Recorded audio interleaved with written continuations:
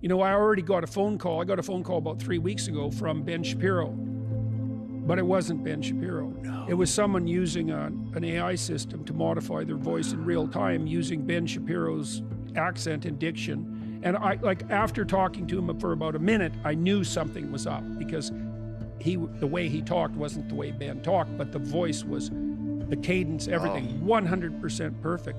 And of course, we've already seen deep fake videos, and they're going to become extremely common. And you can imagine, how could this not be the case? You know, on the eve before a critical election, there'll be the release of some deep fake video. Of course, absolutely. You know, of a candidate in bed with someone, or God only knows doing what or saying what. And by the time we find out that it's a fake, it'll have had the effect on the election. Yeah. And so what are we going to do when photographs and videos can be faked with perfect fidelity? And these AI language systems are so sophisticated that they really do pick up the essential elements of someone's thought, especially if they have a large corpus of words to work with. And I have a student, former student, he's a colleague of mine now, who's worked with large language models for years, and we've started experimenting with these sorts of things, you know, producing a virtual Nietzsche.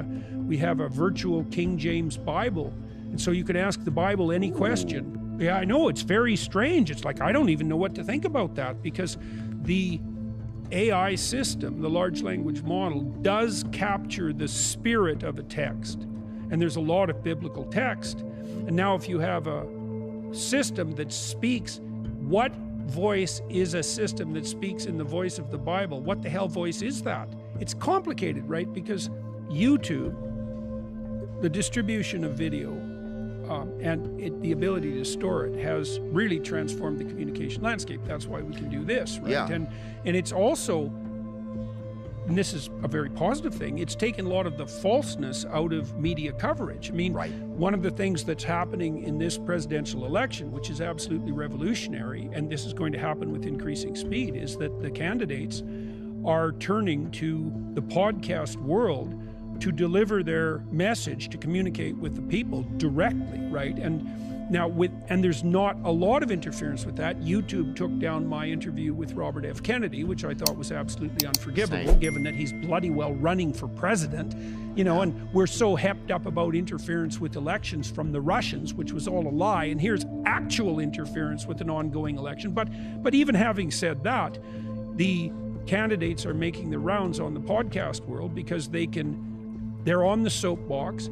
It's unscripted. They don't have the questions ahead of time. It's long enough so that you can kind of get a sense of who the person is, and you cut out that television intermediary that turned everyone into, you know, a dim-witted idiot with no memory and a 30-second attention span. So that's a plus. I do think there's the market for live events is going to become larger and larger, because there's going to be a hunger to move away from the virtual into the real world, especially as the virtual becomes, if it does become more and more untrustworthy. YouTube's a complete bloody miracle that we can do what we're doing. It's a revolution. Online video is a revolution as big as the Gutenberg press, I think. You know, most people don't buy books. It's a niche market, especially hardcover nonfiction. A small number of people buy those books, and an even smaller number of people read them. And that's partly because, well, you can't read when you're driving, and you can't read when you're welding, you know. You can't read when you're plowing or harvesting a field, but you can listen.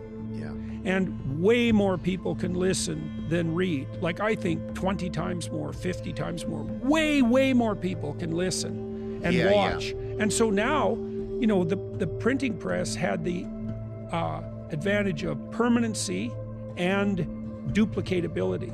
But now video has permanency and duplicatability.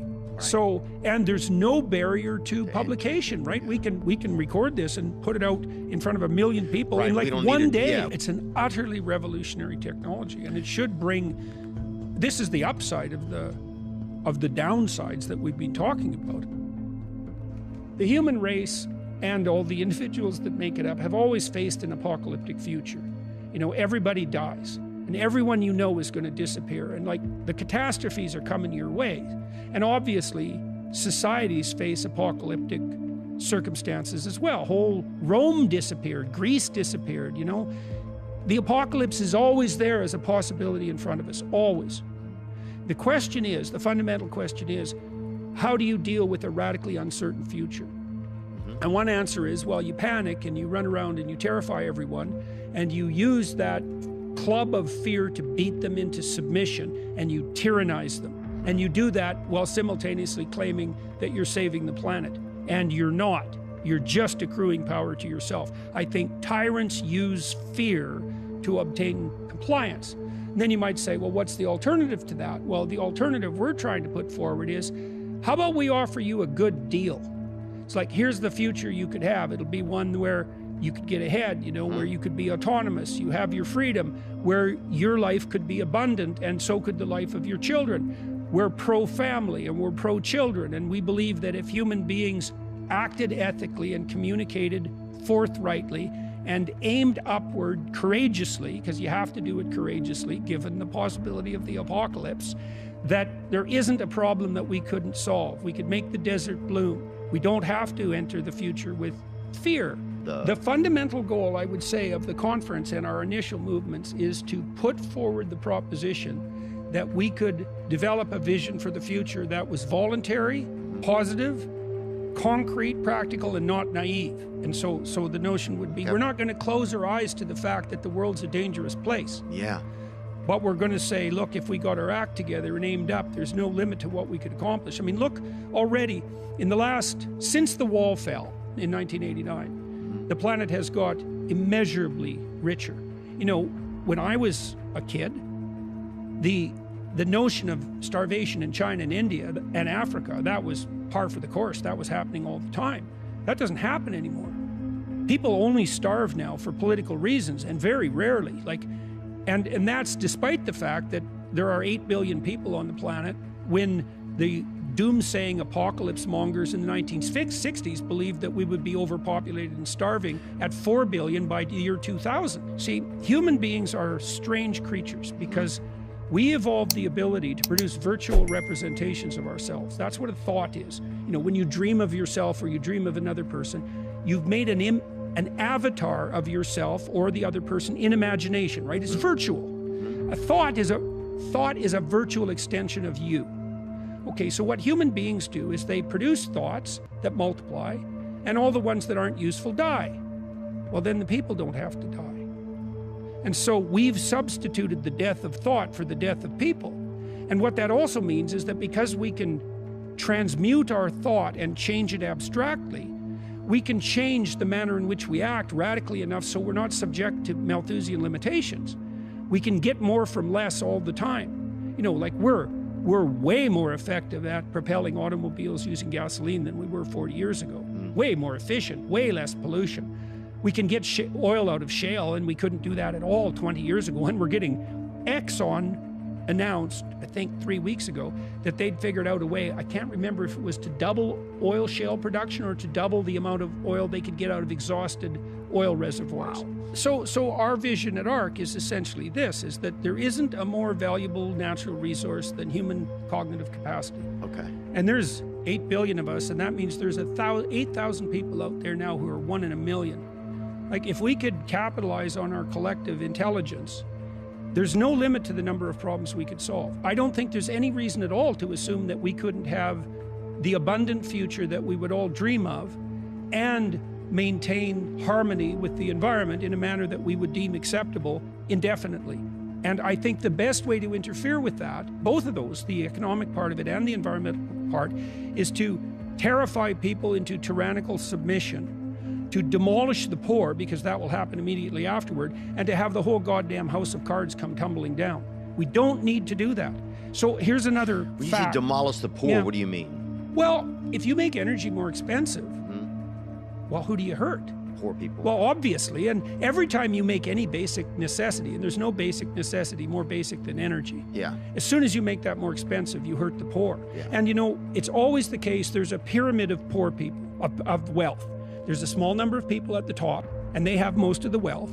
And then you go all the way down to the bottom where most of the people are, and they're barely bloody well holding on. And so if you add any more stress to the system, you knock a bunch of them off. They're no longer able to hold to the side of the cliff, and they just fall down. And you know, the Malthusian types will say, well, there's too many people on the planet anyways. And I always read that as saying, well, that means you'll sacrifice the poor to the planet because that's your bloody plan. And I think that is absolutely 100% unconscionable. We should be working to drive energy costs down as low as possible. And getting the Indians and the Chinese, the Africans, getting their standard of living up. This is cool too. So if you get people to the point where their income exceeds $5,000 a year per capita, they start taking a long-term view of the future and worrying about environmental concerns locally.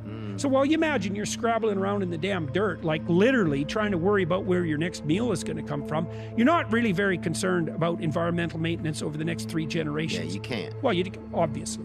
But as soon as you have enough money so that you're not terrorized by poverty, and so that you can start thinking about the future, immediately you start caring about your local environment. And so what that means, I realized this about 15 years ago, it actually means that the fastest way forward to true environmental sustainability is to eradicate absolute poverty. So we could have our cake and eat it too. And that's the sort of thing that I think is an invitation. Is imagine the future is we eradicate poverty and everything's greener. Well, that's a much better deal than degrowth.